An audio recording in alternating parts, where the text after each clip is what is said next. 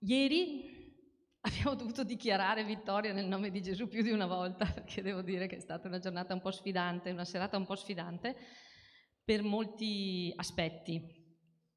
Però io non voglio parlare delle sfide, voglio parlare delle vittorie, nel senso che le sfide sono un compito, cioè Dio si prende cura delle nostre sfide, ok? Volevo solo leggervi una cosa qui e dopo dei biglietti. Allora, questo è Filippesi 1 che dice: io ringrazio il mio Dio di tutto il ricordo che ho di voi e sempre in ogni mia preghiera per tutti voi prego con gioia a motivo della vostra partecipazione al Vangelo dal primo giorno fino a ora.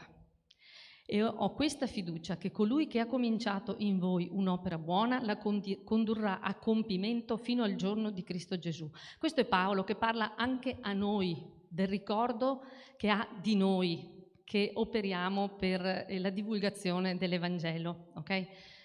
Una delle promesse, stamattina canteremo di promesse, una delle promesse di Dio è che sarà con noi tutti i giorni.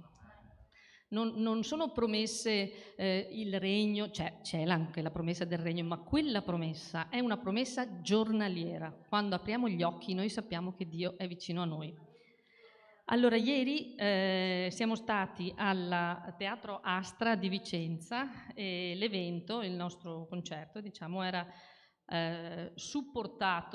grandemente supportato dalla Chiesa Battista Riformata di Vicenza, che si è occupata dell'organizzazione, anche del fare accomodare le persone, hanno distribuito letteratura cristiana e il pastore Gianni Cortese, sbaglio ogni volta, insieme ad Arianna ha anche presentato.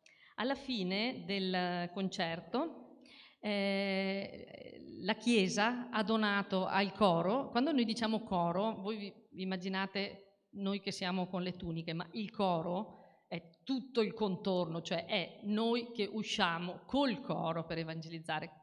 E ci hanno regalato questo mazzo di fiori che vedete qui davanti.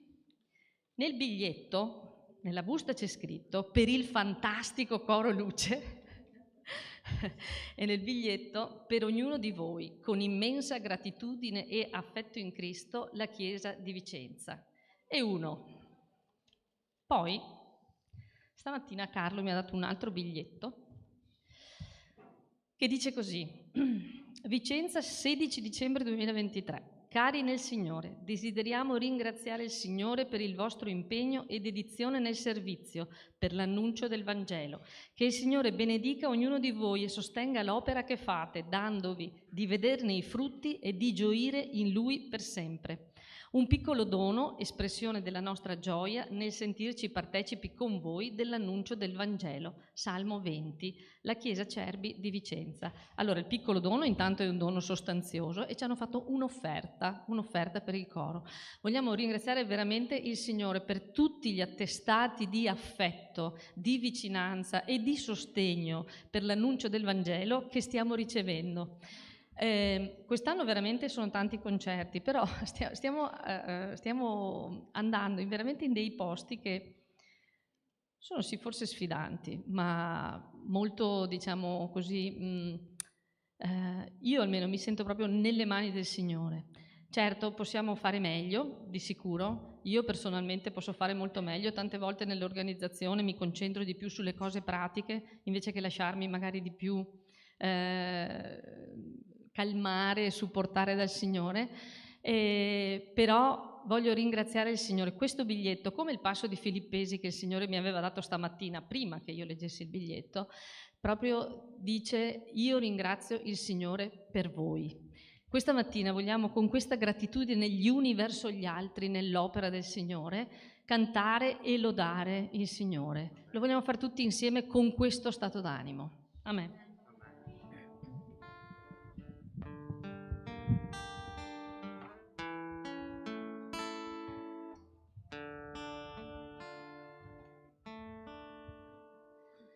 Noi ti lodiamo, Dio, in questo tempio. Noi ti adoriamo in spirito e verità. Tu dimori nelle lodi, la tua presenza è in mezzo a noi. Noi ti adoriamo in spirito e verità.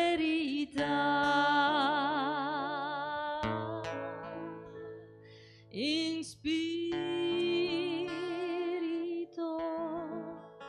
e verità.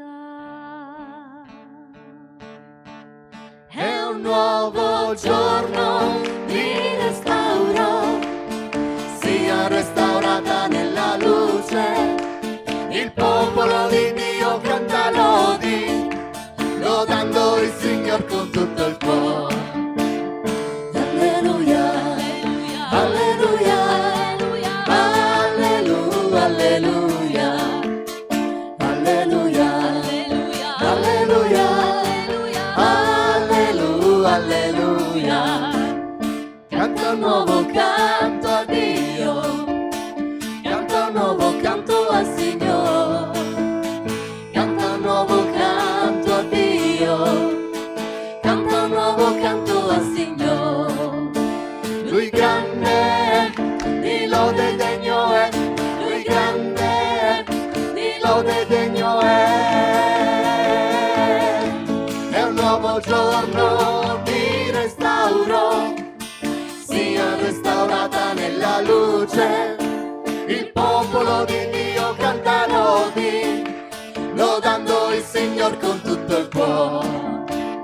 Alleluia, alleluia, alleluia, alleluia, alleluia, alleluia, alleluia, alleluia. Se lo Spirito di Dio si muove in me, io canto come Davide. Se lo Spirito di Dio si muove in me, io canto come Davide. Io canto, io canto, io canto come Davide. Io canto, io canto, io canto come Davide. Se lo Spirito di Dio si muove in me, io prego come Davide. Se lo Spirito di Dio si muove in me, io prego come Davide. Io prego, io prego, io prego come Davide. Io prego, io prego, io prego come Davide. Se lo Spirito di Dio si muove in me, io lodo come Davide. Se lo Spirito di Dio si muove in me, io lodo come Davide. Io lodo, io lodo, io lodo come Davide. Io lodo, io lodo, io lodo come Davide. Se lo Spirito di Dio si muove in me, io vinco come Davide. Se lo Spirito di Dio si muove in me, io vinco come Davide. Io vinco, io vinco, io vinco come Davide. Io vinco, io vinco, io vinco come Davide. Canta un nuovo canto a Dio, canta un nuovo canto al Signore, canta un nuovo canto a Dio, canta un nuovo canto al Signore.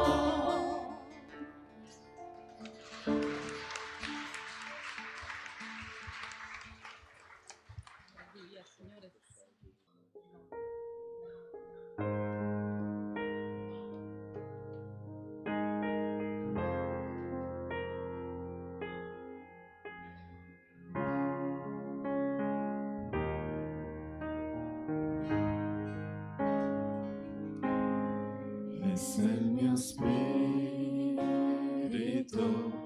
forza non ha. So che il tuo spirito lo rafforzerà. E se il mio occhio ha perso la luce, la tua presenza lo ravviverà. A volto scoperto io contemplo te, Gesù, come te io sarò, come uno specchio io guardo la gloria tua, come te io sarò. E se il mio cuore è freddo ormai, so che il tuo spirito lo riscalderà. E se nel petto ho solo una pietra, so che il tuo nome inciderà. A volto scoperto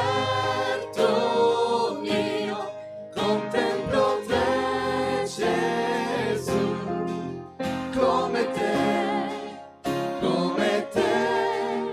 io sarò, come uno specchio io guardo la gloria tua, come te io sarò. Perché tu, Gesù, hai versato il tuo sangue per me. Perché tu, Gesù, hai versato il tuo sangue per me. Perché tu, Gesù, hai versato il tuo sangue per me. Perché tu, Gesù, hai versato il tuo sangue per me. A volto scoperto io contemplo te, Gesù, come te io sarò, come uno specchio io guardo la gloria tua, come te io sarò, come te io sarò, come te io sarò.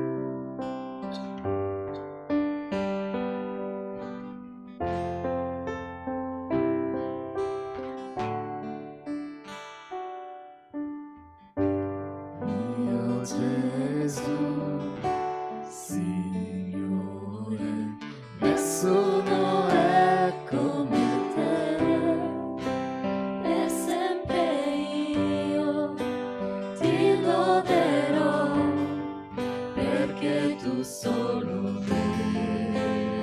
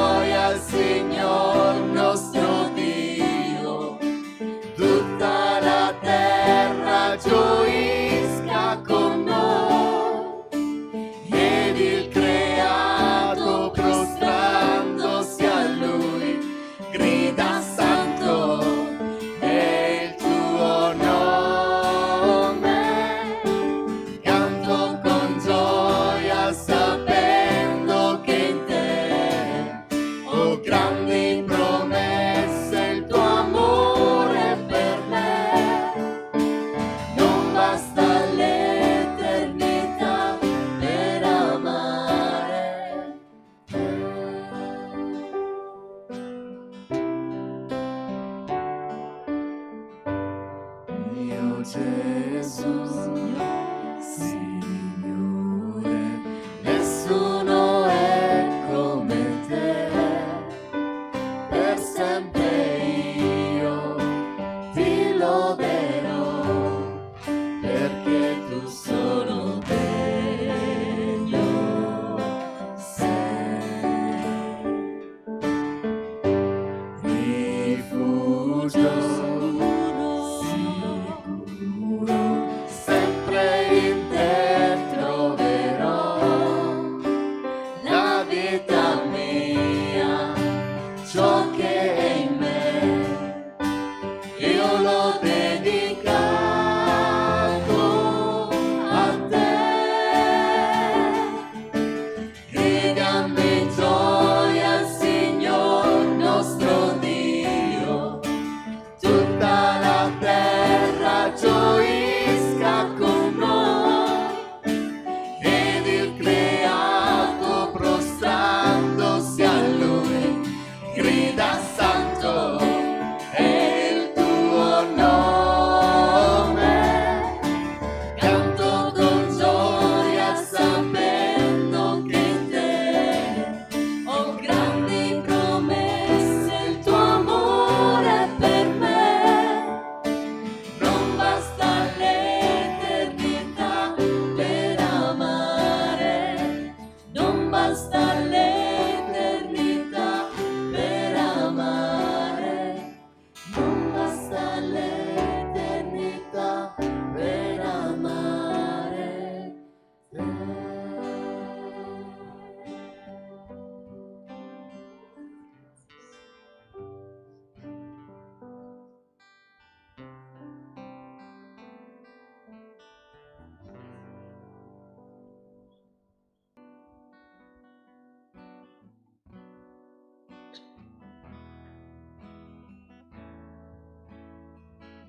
Confiderò sempre nel mio Signore, nei lieti dì, nell'ora del dolore, per chi è fedele, amico che mi protegge, veglia su di me.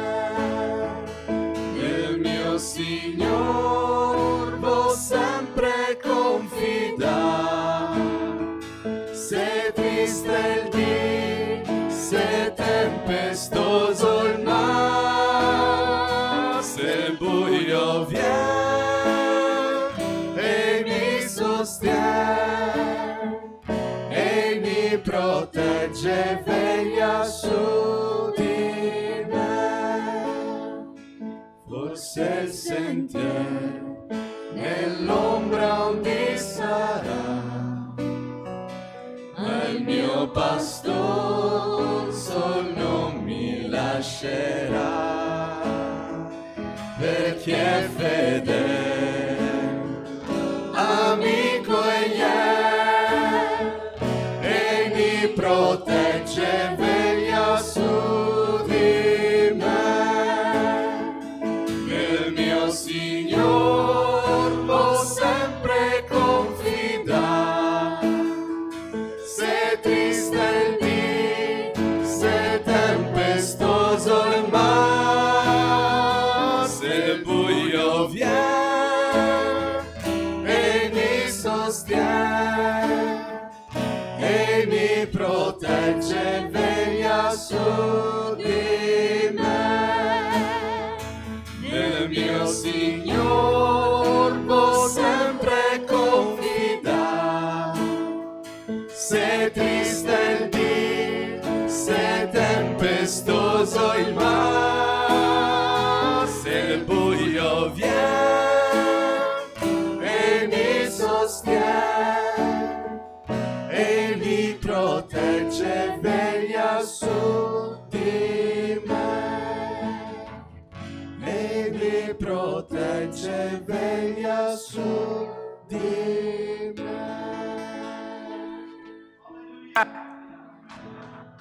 Alleluia.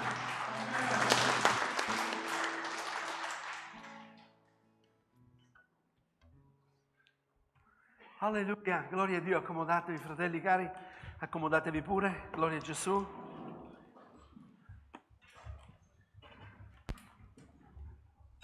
Ok.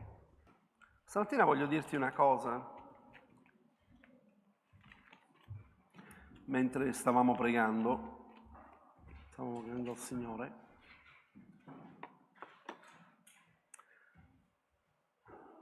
quanti conoscono la storia della donna adultera? Quanti conoscono la storia della donna adultera? La donna era stata accusata di adulterio e la portarono davanti a Gesù, convinto che anche lui l'avesse lapidata. E lui poteva prendere quella, perché era un rabbi, era un maestro, poteva prendere quella pietra e lapidarla. Gesù non l'ha fatto. Gesù ha lasciato quella pietra a terra. Ora c'è una cosa che voglio dirti, non so con chi sto parlando questa mattina, non lo so. Però voglio dirti questo. Gesù non ti ha lanciato la pietra perché tu la meritavi. Gesù non l'ha fatto. Non l'ha fatto con nessuno di noi. Però tu spesse volte prendi quella pietra che Gesù ha lasciato lì, tu prendi quella pietra e ti fai del male.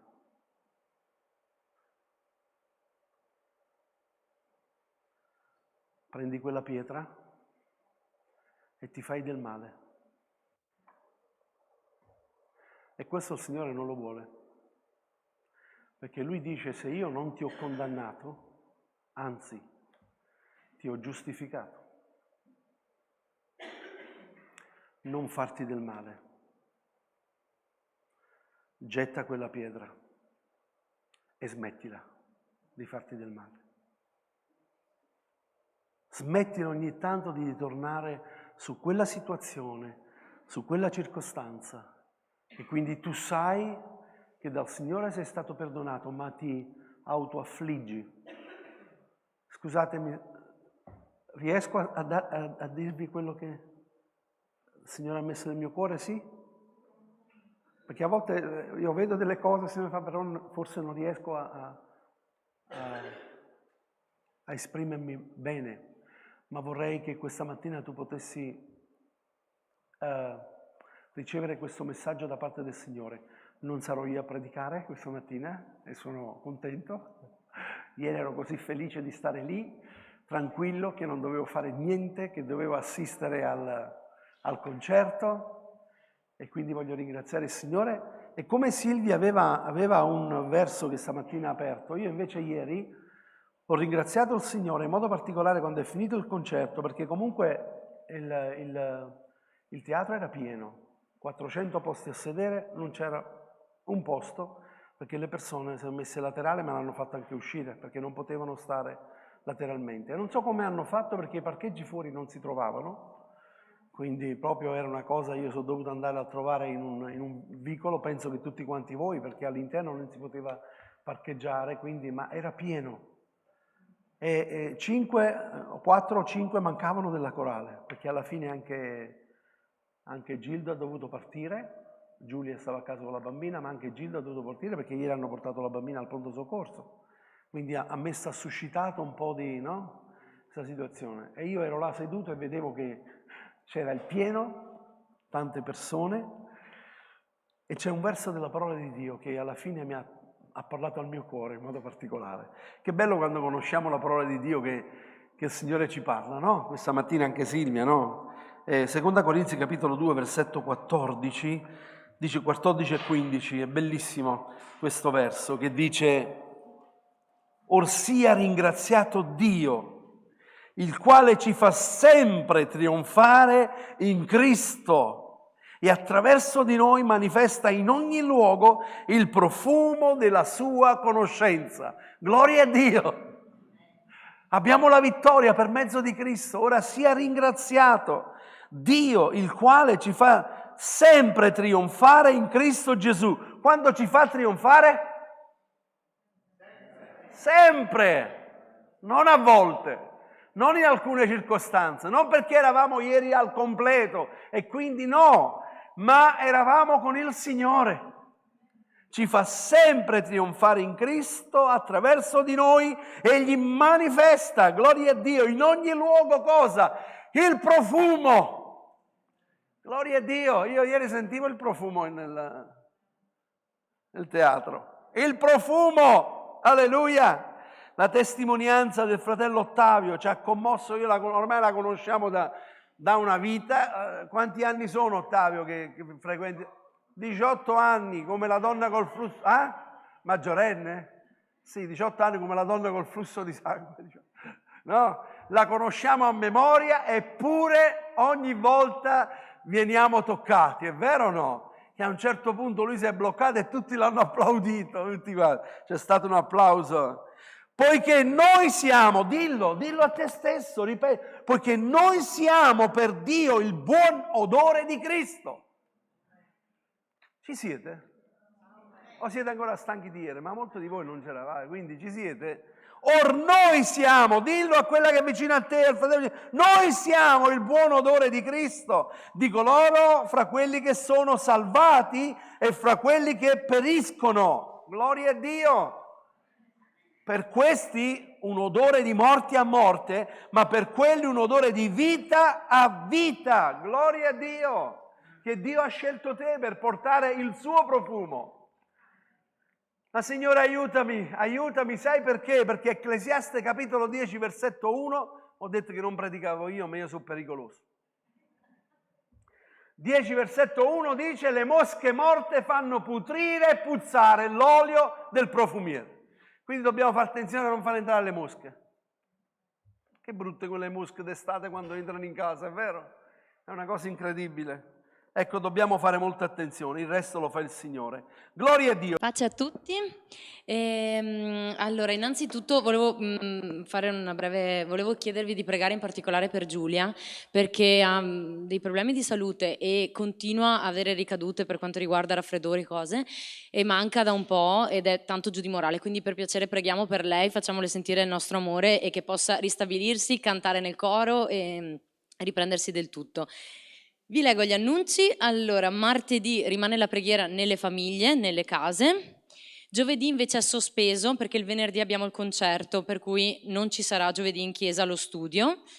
Venerdì 22 dicembre alle 20:30 c'è appunto il concerto a Pianezze nella sala polifunzionale, e qui mi attacco un attimo a quello che aveva detto Silvia all'inizio. Non avete idea di quanto sia importante per noi del coro vedere la chiesa che si muove e viene, anche perché anche solo nel battere le mani, nel partire con l'applauso, nel vedere i vostri sorrisi per noi fa tantissimo, quindi vogliamo vedere la chiesa che viene con noi e non solo che il coro si muove. Vi chiedo veramente di essere presenti, e non solo fisicamente ma con le preghiere. Vi chiedo davvero di inondarci con le vostre preghiere. Venerdì chi ha la possibilità dalla mattina che si metta in preghiera, perché appunto i problemi ci sono e dobbiamo sentire veramente lo Spirito Santo che protegge la corale e che andiamo tutti assieme, quindi vi chiedo veramente di tenerci nelle vostre preghiere.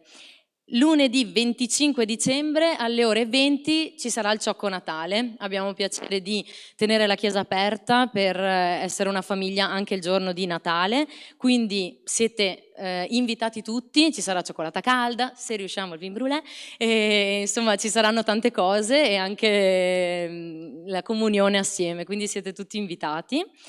Domenica 31 dicembre festeggeremo insieme in chiesa con tanta comunione fraterna, canti, preghiera, giochi e buffet. L'ho letto. Se c'è qualcuno che vuole ancora aggiungersi, lo dica a Viorica. Viorica? Eccola là. Ok, basta. A posto. Ecco qua. È stato detto che il culto è alle 10. Sì. È aperto a tutti, anche amici, parenti, invitate tutti al Ciocco Natale, ok? Sì. È stato detto che al culto è alle 18 la domenica? Mi sono perso? No, non ce l'abbiamo negli appunti. Ok. Allora il culto del 31, sì, del 31, non ci sarà al mattino, ci sarà alle 18 di sera, perché avendo il concerto il 30, il giorno prima, sicuramente si farà tardi, si smonta tutto quanto, quindi diamo ai fratelli anche un po' di riposarsi. E quindi faremo alle 18 il culto e poi dopo il culto alle 20 inizieremo a mettere i tavoli Amen? Siete d'accordo?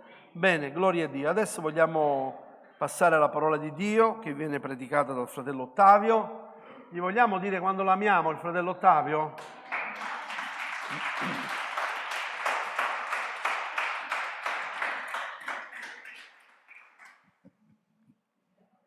Hai il microfono tutto, Ottavio? Sì, funziona. Ok. Sì, buono. Dio ci benedica. Sì, dovete amarmi.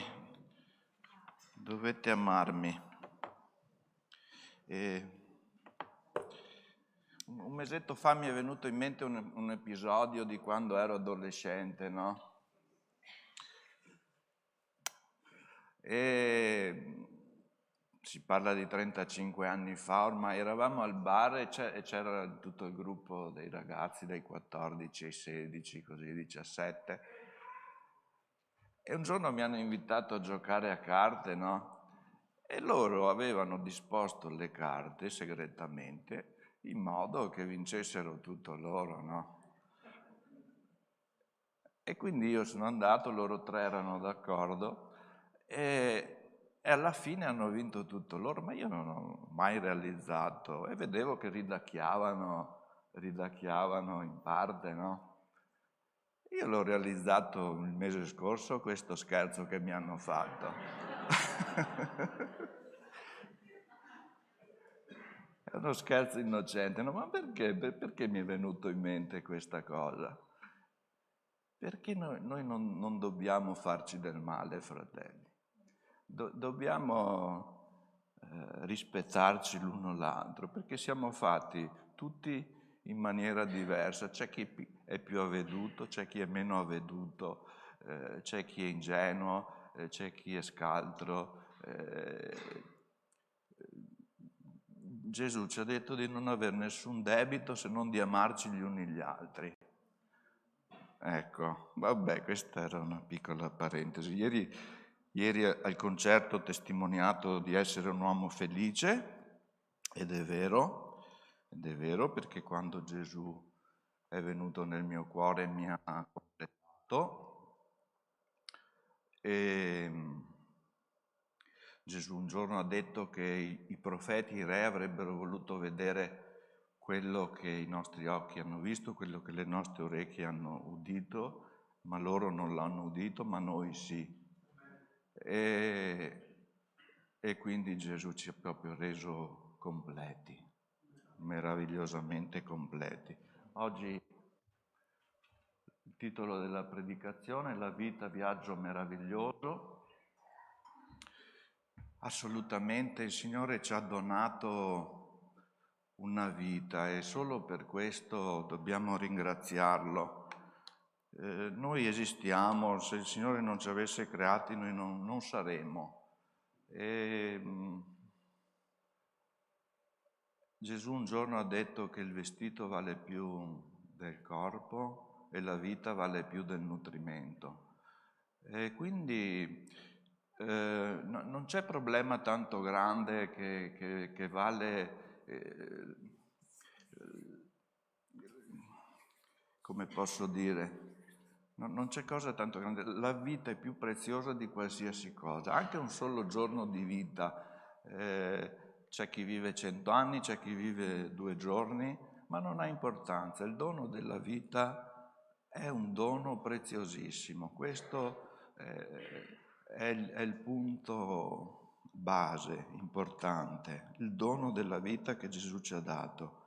E grazie a Dio perché la vita è una vita piena di problemi. Io ringrazio Dio, è una vita piena di ostacoli, è una vita che noi dobbiamo imparare, dobbiamo crescere. Il Signore ha predisposto che la nostra vita sia così e dobbiamo affrontarla.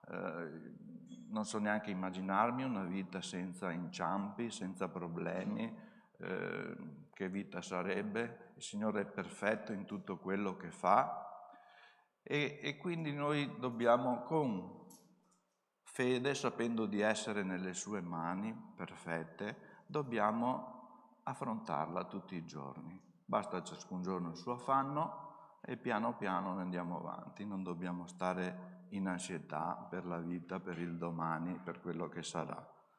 E quindi ecco, ma ci sono proprio, volevo focalizzare questo, ci sono dei momenti che sono veramente difficili, dei momenti che è difficile stare in piedi. E questo succede ai credenti e succede ai non credenti, perché piove sul giusto, piove sull'ingiusto, e volevo leggervi in proposito un pezzetto di una poesia di Leopardi, che probabilmente non era credente, e un pezzetto di un personaggio della Bibbia che è Salomone, che invece conosceva Dio. Però tutti e due avevano lo stesso dramma. Andiamo a leggere. Prima leggo il pezzetto di poesia. Allora, si intitola Canto notturno di un pastore errante dell'Asia.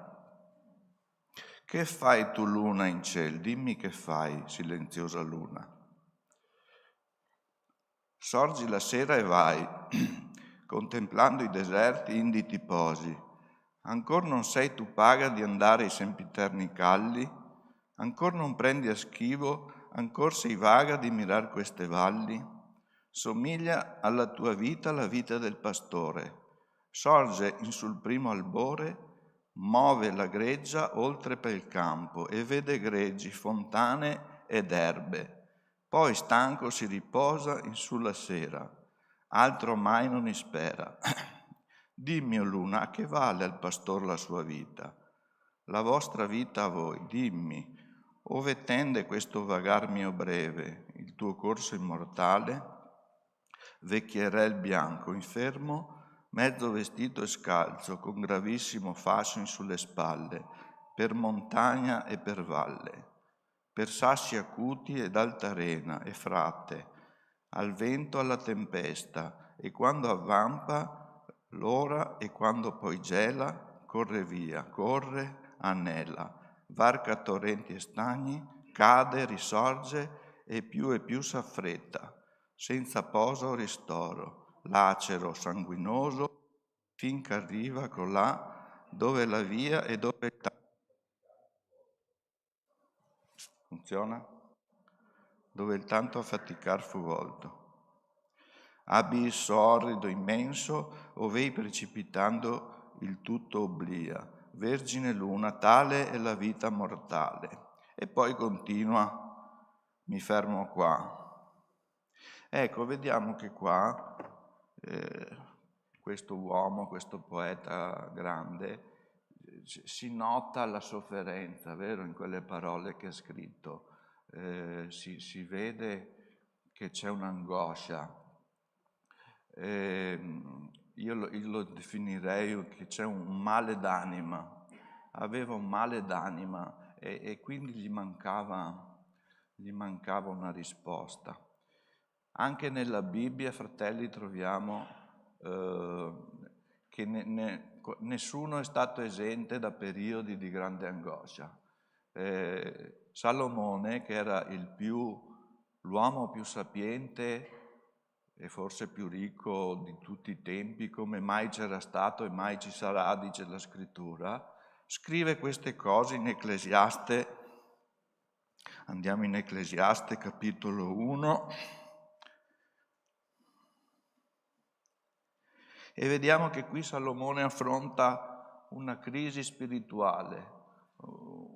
Come l'ha affrontata il poeta che abbiamo letto prima, anche Salomone non è stato esente. Lui che aveva avuto Dio in visione, che Dio gli era apparso, che Dio gli aveva dato sapienza, che gli aveva dato tutto, eppure neanche lui è stato esente da queste crisi spirituali. Allora, ci siamo. Le parole del predicatore, figlio di Davide, re di Gerusalemme. Vanità delle vanità, dice il predicatore, vanità delle vanità, tutto è vanità. Che vantaggio ha l'uomo da tutta la sua fatica in cui si affatica sotto il sole? Una generazione va e un'altra generazione viene, ma la terra rimane per sempre.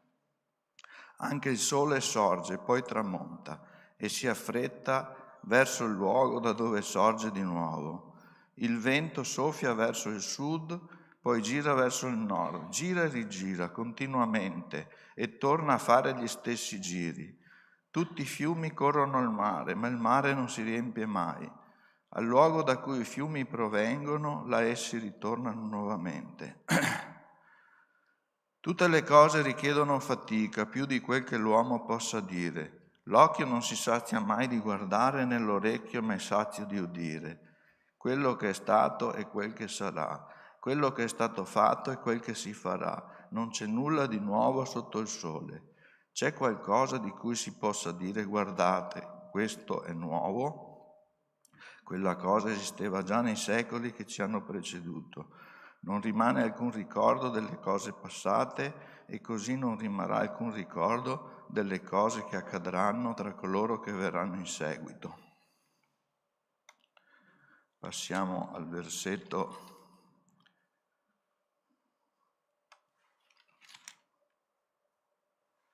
Passiamo al capitolo 2. Io ho detto in cuor mio: vieni ora, ti voglio mettere alla prova con la gioia, e tu godrai il piacere, ma ecco anche questo è vanità. Del riso ho detto è follia, e della gioia a che serve? Ho cercato nel mio cuore come soddisfare il mio corpo col vino, spronando nello stesso tempo il mio cuore alla sapienza e a stare attaccato alla follia finché vedessi qual è il bene che i figli degli uomini dovrebbero fare sotto il cielo tutti i giorni della loro vita.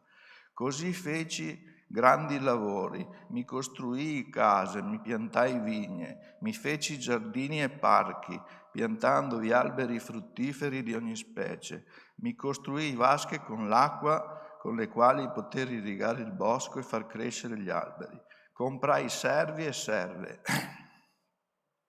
ed ebbi servi nati in casa. Ebbi anche grandi averi in armenti e greggi, più di tutti quelli che erano stati prima di me in Gerusalemme. Ammassai per me anche argento, oro e le ricchezze dei re delle province. Mi procurai dei cantanti e delle cantanti, le delizie dei figli degli uomini e strumenti musicali di ogni genere. Così divenne grande e prosperai più di tutti quelli che erano stati prima di me in Gerusalemme. Anche la mia sapienza rimase con me. Tutto ciò che i miei occhi desideravano non l'ho negato loro. Non ho rifiutato al mio cuore alcuna gioia, perché il mio cuore si rallegrava di ogni mio lavoro. E questa è stata la ricompensa di ogni mio lavoro.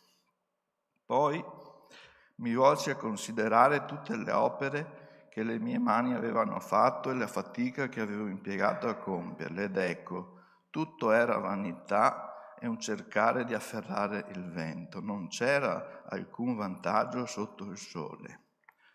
Leggiamo il versetto 17. Perciò ho preso in odio la vita, perché tutto ciò che si fa sotto il sole mi è divenuto disgustoso, poiché tutto è vanità e un cercare di afferrare il vento. Poi Salomone conclude tutto il discorso di questo capitolo dicendo che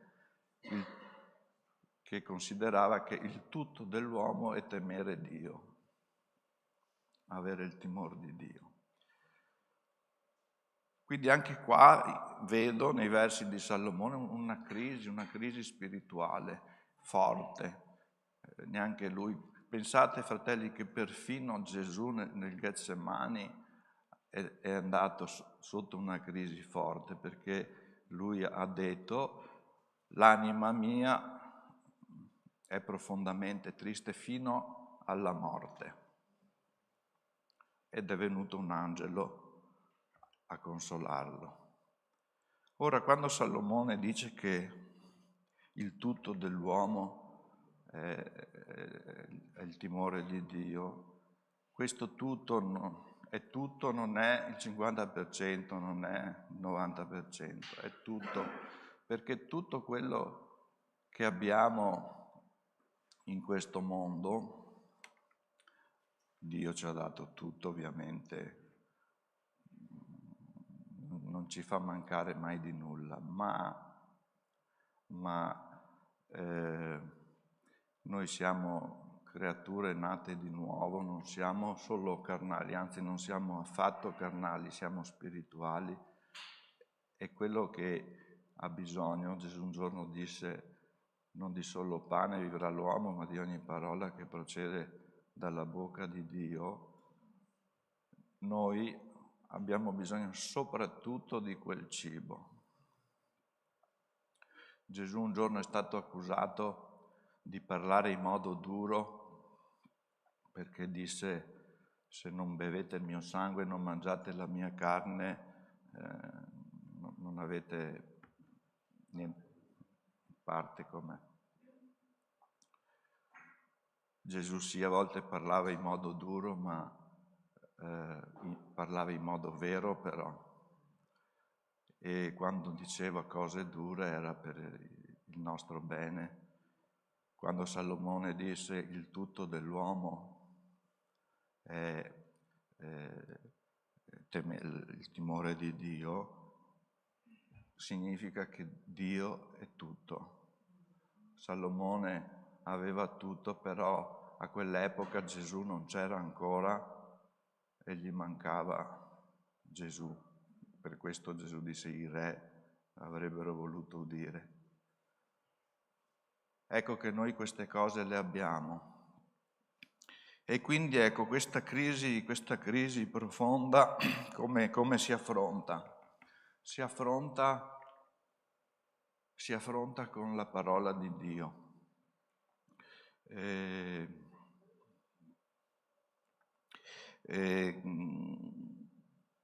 Sappiamo che la parola di Dio è un balsamo per noi, che ci ristora. Ebrei 4,12 dice che la parola di Dio è vivente, è come una spada a due tagli che divide le ossa dalle midolla e l'anima dallo spirito. Perché divide l'anima dallo spirito? Perché l'anima nostra è soggetta a queste crisi. Invece lo spirito, per mezzo della parola di Dio, viene preservato. La parola dice anche: chi solleverà lo spirito abbattuto? Lo spirito abbattuto ce lo solleva solo il Signore. Invece l'anima soffre perché facciamo sbagli, perché a volte altri ci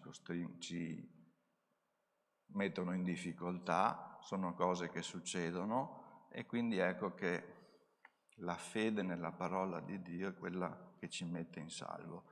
Il Signore Gesù disse: nessuno vi strapperà dalla mia mano. E ecco che quindi nella parola troviamo il conforto. Mi ricordo una sera avevo un grave problema e sono andato a leggermi quel versetto di Geremia: io conosco i pensieri che ho per voi, pensieri di pace e non di male, per darvi un futuro e una speranza.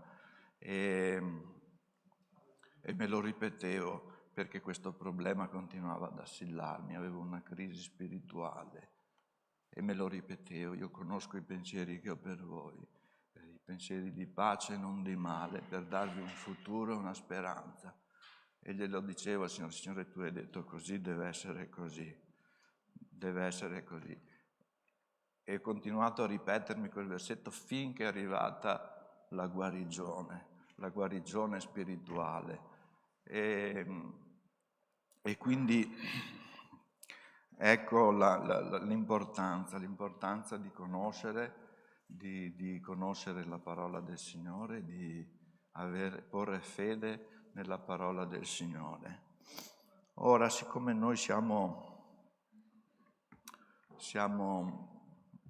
molto deboli, ne abbiamo parlato anche domenica scorsa, mi pare, una di queste domeniche nella predicazione. Siamo fragili, dobbiamo imparare a volerci bene, perché l'amore copre tutti i peccati, l'amore giustifica. Il Signore Dio ci ha dotato di parola e l'Apostolo Paolo ci dice chiaramente che il nostro parlare sia condito con sale, che nessuna parola oscena esca dalla nostra bocca. Ci invita ad avere rispetto, a rispettare le differenze che abbiamo fra di noi, a non parlare male, perché parlare male vuol dire maledire, parlare bene vuol dire benedire. E quindi ecco, la parola di Dio ci invita a pregare gli uni per gli altri. La parola di Dio ci invita a confessare gli uni gli altri i nostri peccati. Fratelli, ho sbagliato, pregate per me. Ho fatto un errore, pregate per me. E quindi ecco questo essere fatti d'amore. Noi siamo fatti d'amore, abbiamo bisogno di amore, non abbiamo bisogno di portare pesi, non abbiamo bisogno che ci mettano pesi sulle spalle, perché i pesi arrivano da soli e ce ne sono già tanti. Ci sono persone che hanno perso un familiare caro, ci sono casi di lavoro drammatici, quindi i pesi sono già tanti di tutti i tipi, malattie e quant'altro. Ecco che quello che noi abbiamo bisogno, come disse Gesù, per questo Gesù disse: non abbiate altro debito se non di amarvi gli uni gli altri. Ecco che questo è il nostro mandato, il nostro servizio che dobbiamo fare qua. Dobbiamo stare insieme, chi ha un canto, chi ha un inno, chi ha un salmo, dobbiamo frequentare le riunioni perché queste ci fortificano per quanto possibile. Lo so che non sempre è possibile per vari motivi, però diamo priorità al Signore, perché poi è tutto quello che abbiamo. Chi è che ci preserva il nostro lavoro? Chi è che preserva le nostre vite? Chi è che preserva i nostri cari? È il Signore. Lui è al primo posto. Questo tutto, il tutto dell'uomo che diceva Salomone, l'uomo più sapiente di tutti i tempi, il tutto dell'uomo è Gesù. Gesù arrivò a dire: chi ama padre e madre più di me non è degno di me, chi ama figlio e figlia più di me non è degno di me. Ma chi è che protegge tuo figlio, tua figlia? Chi è che protegge tuo padre e tua madre? Chi è che te li ha donati? Senza Gesù non c'è niente. Quindi ecco, mettiamo il Signore al primo posto. E poi ecco, anche queste crisi forti spirituali che a volte abbiamo. A me quando mi succede una crisi spirituale così mi fa male perfino il fisico. Non so se succede anche a voi, mi prende lo stomaco, mi prende il cervello,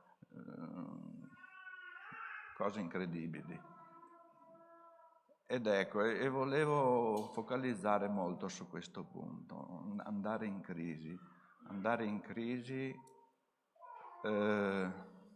I fratelli possono fare quello che possono fare, ci confortano, ci aiutano con inni, canti e salmi, ci ricordano la parola del Signore, ma quello che conta è che il Signore sia il tutto per noi. Questo qua è il messaggio che il Signore mi ha messo in cuore di portarvi oggi. Io credo che il Signore non fa mai niente a caso. Se mi ha dato questo, penso che sia per qualcuno che magari ha questa crisi spirituale forte e il Signore vuole guarirti, perché il Vangelo, come sappiamo, non è parole ma è potenza. E quindi, Gianni, io vorrei terminare qua, vorrei che i cantanti mi cantassero di nuovo quel "Confiderò sempre nel mio Signore", e voglio anche dirvi, se qualcuno sta affrontando una crisi spirituale pesante e ha bisogno dell'aiuto del Signore, qui in mezzo a noi c'è lo Spirito Santo, c'è il Consolatore. Io vi ho portato questo semplice messaggio. Io sono quello che sono per la grazia di Dio. Voi siete più di me, io vi considero più di me, dal primo all'ultimo, così dice la parola di Dio. Ed ecco, se il Signore ha parlato, lo Spirito Santo ha parlato a qualcuno, alzi la sua mano, venga qua davanti se lo desidera, pregheremo. E gloria al nome del Signore. Gesù, alleluia. Gloria a Gesù. Alleluia, grazie Signore.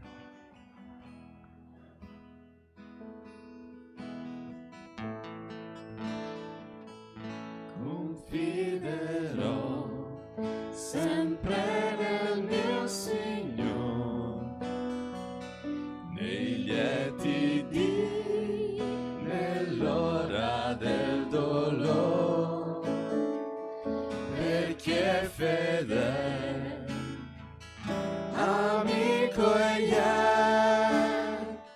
e mi protegge, veglia su di me. Nel mio Signor vo sempre confidare, se triste il dì, se tempestoso il mar, se il buio viene e mi sostiene e mi protegge, veglia su di me. Forse il sentiero all'ombra un dì sarà, ma il mio pastor sol non mi lascerà, perché è fedele, amico e mi protegge, veglia su di me. Nel mio Signor vo sempre confidare, se triste il dì, se tempestoso il mar, se il buio viene e mi sostiene e mi protegge, veglia su di me. Nel mio Signor vo sempre confidare, se triste il dì, se tempestoso il mar, se il buio viene e mi sostiene e mi protegge, veglia su di me. E mi protegge, veglia su di me. L'Ecclesiaste conclude, come ci diceva il fratello Ottavio, i suoi versi. Ascoltiamo dunque la conclusione di tutto il discorso. Temi Dio e osservi i suoi comandamenti, perché questo è tutto dell'uomo, poiché Dio farà venire in giudizio ogni opera, anche tutto ciò che è nascosto, sia bene che male. E ieri il fratello pastore, che ci ha condiviso il passo della parola di Dio, in Giovanni capitolo 8, versetto 31, ci diceva a tutti noi che eravamo lì presenti: andate a casa con questa parola. Gesù disse loro, ai giudei che avevano creduto in Lui: se dimorate nella mia parola, se osservate veramente, se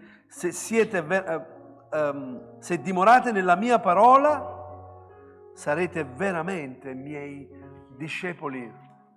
Ora, nell'Antico Testamento non c'era ancora Gesù e dovevano osservare la legge. Abbiamo letto: osserva i comandamenti. Ma nessuno poteva osservare i comandamenti. Non riuscivano ad osservare i comandamenti, perché bastava che ne trasgredivano uno soltanto, avrebbero trasgredito tutti e 10 comandamenti. Gesù invece oggi ci lascia con questa parola, come ieri sera: rifugiati nella mia parola. Rifugiati nella mia parola. Gesù disse ai giudei che avevano creduto in Lui, quindi questa mattina a tutti noi che abbiamo creduto in Lui: se dimorate nella mia parola, siete veramente miei discepoli. E allora è importante questa mattina che noi andiamo a casa con quello che il Signore ci ha detto, con quello che il Signore ha parlato al nostro cuore, e dimorare nella sua parola. La sua parola deve essere un rifugio per la nostra vita, per la nostra casa, per la nostra famiglia. Vogliamo dimorare nella parola di Dio e fidarci del Signore, fidarci di Lui. Facciamo attenzione, perché il nemico continuerà sempre fino alla fine della nostra vita a ostacolare il nostro cammino, e il suo mestiere è l'accusatore. L'abbiamo fatto giovedì lo studio in chiesa, l'accusatore dei figli di Dio. Ma abbiamo il Signore che ci difende, amen. E Lui vuole benedire la tua vita e la tua casa. Metti da parte il tuo passato, lascia andare il tuo passato, guarda a Lui, perché Lui ha bisogno per servirsi di te, ha bisogno di te, amen. Dio ci benedica, buona domenica a tutti quanti voi, buona domenica.